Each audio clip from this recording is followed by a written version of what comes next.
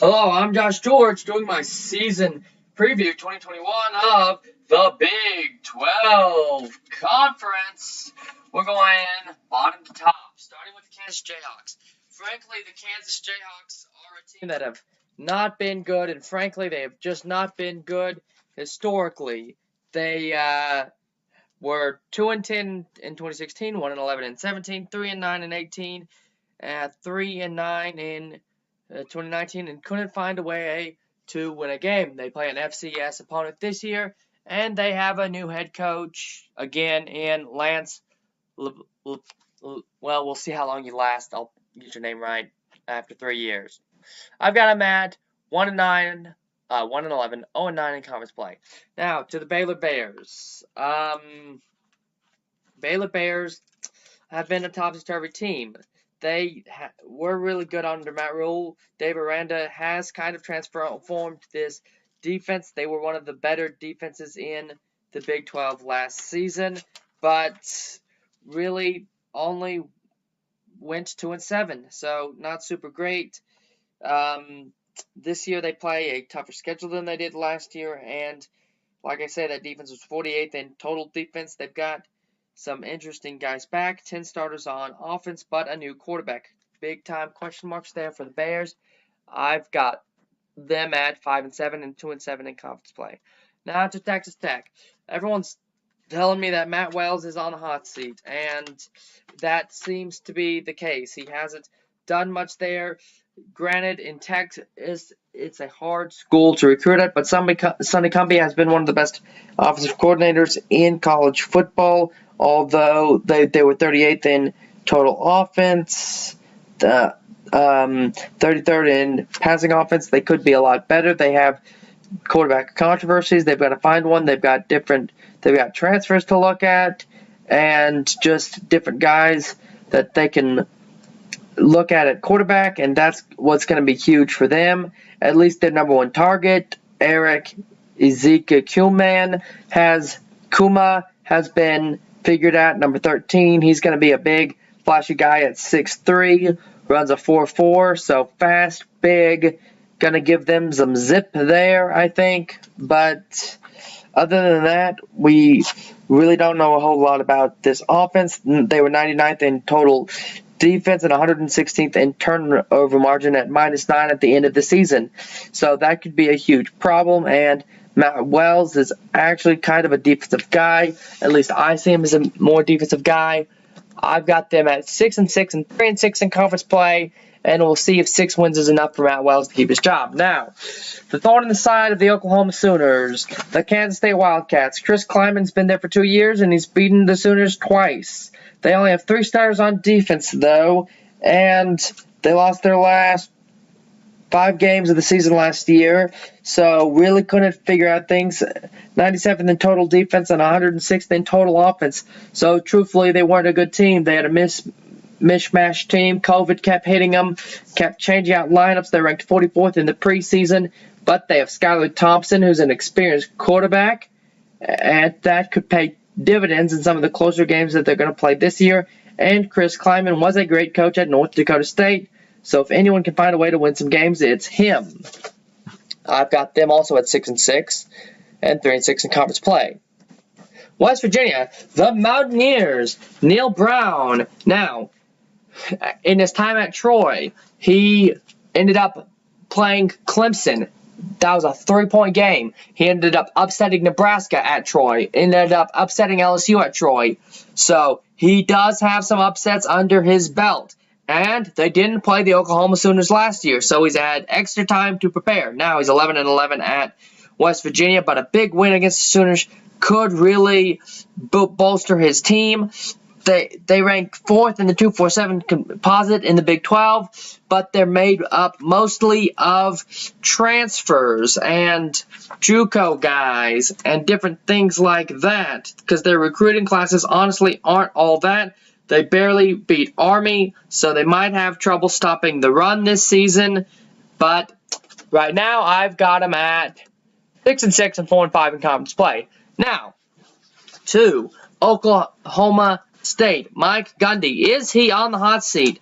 Oklahoma State fans, please reply to that in the comments, because they seem to love him down there, but when you look at different things like how he's performed over the last several seasons with one of the most talented teams in the nation, he hasn't had a 10-win season since 2017. And Spencer Sanders, who is touted as one of the top 5 quarterbacks in recruiting, who's a 4-star guy, is just a turnover machine. So they haven't been that great in offense. Last year, a lot of people had them in the Big 12 title game, but they fell short as they had an 8-3 record. Now, their defense has been decent. They're 44th in total defense, have a very efficient defense. Against the spread, they were 4-7 last year, so very average team. Their winning trend is down from 80% to 71%, so we'll see where that is. They had a mishmash offensive line. Sanders spent his life scrambling, and of course, as usual, Gundy alludes to possibly starting Sam Ellingsworth, and we'll see if he does that or not. I doubt he will, though. I'm sure it's just for the media. All that to say, there's a lot going on with this Oklahoma State team. I've got them at 7-5 and 4-5, and if Gundy's not on the hot seat now, he will be. Now, TCU. TCU has made it in the top 25 in 5 consecutive seasons, with the exception of 2020. Gary Patterson always puts through talented defenses. He's had a number 1 NFL prospect in the past 5 seasons, and he is the sole reason that TCU is in the Big 12.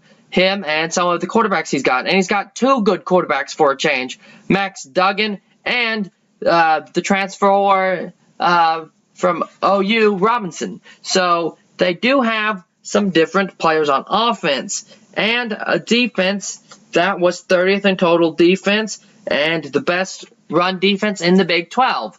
So they could be really good. They return 8 starters on offense, and as usual, a good defense to go with it.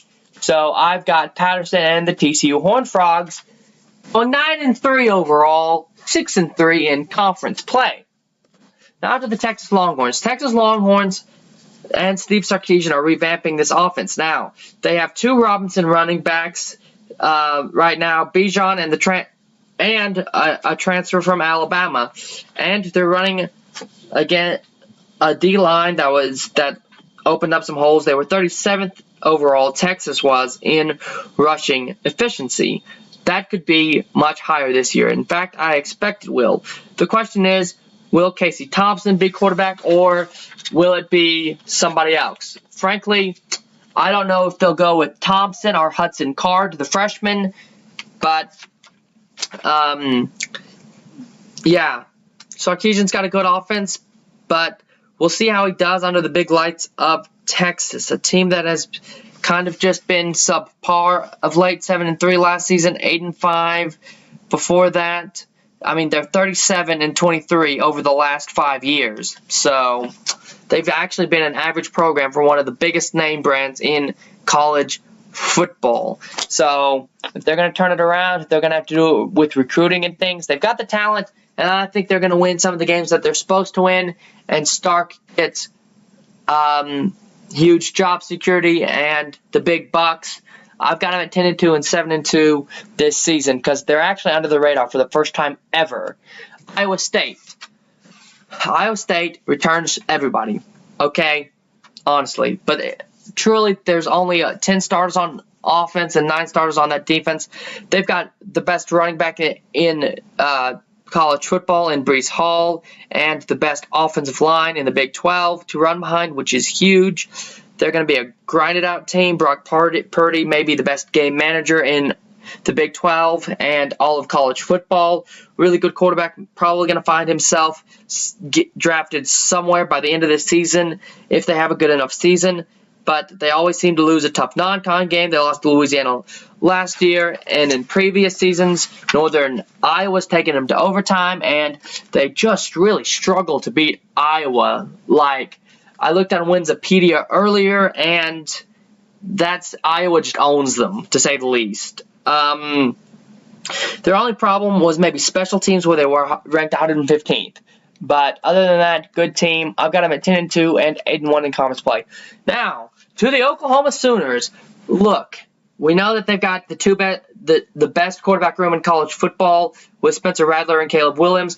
They've got two really good running backs, maybe even three. They've got Eric Gray, Kevontae Bradford, and Kennedy Brooks, who is one of the best vision backs.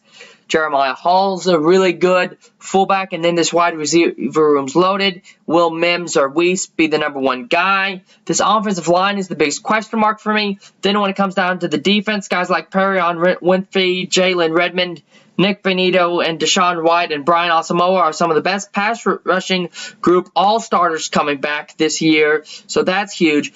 Woody Washington will lead the secondary along with Darian Turner-Gale and Pat Fields, who have been playing for two guys at safety who've been playing for, this will be their third year as a starter. Gabe Burkridge has been inconsistent at special teams, and you won't be seeing Reeves Munchau this year. And their biggest recruit is probably Billy Bowman, who might be a two-way player, even though he's listed as an athlete. He wants to play some receiver, but Grinch has him as a defensive back right now. He played some in the spring game and looked good.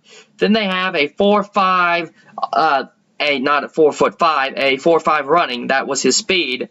Offensive lineman that they recruited in Savon Broyd. So offensive line could improve.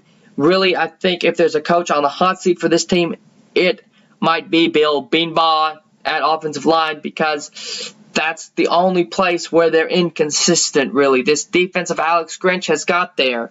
He emphasizes turnovers. Well, they were 35th in the nation in turnovers and +5. If that improves, if they get in the top 10 there, and they were top 10 in stopping the run, they're 29th overall, and they were 11th, and they were 6th in scoring offense. Obviously, they're going to have a top 10, top 5 offense, and they might even have a top 10 defense. And Phil Steele had a little quote about this team saying that he predicts them not only to win another Big 12 title, which how can you not, but the national title as well. Well, I've got them 11-1 and 1. Big 12 and Big 12 champs until they don't. I'm Josh George. This was my Big 12 preview.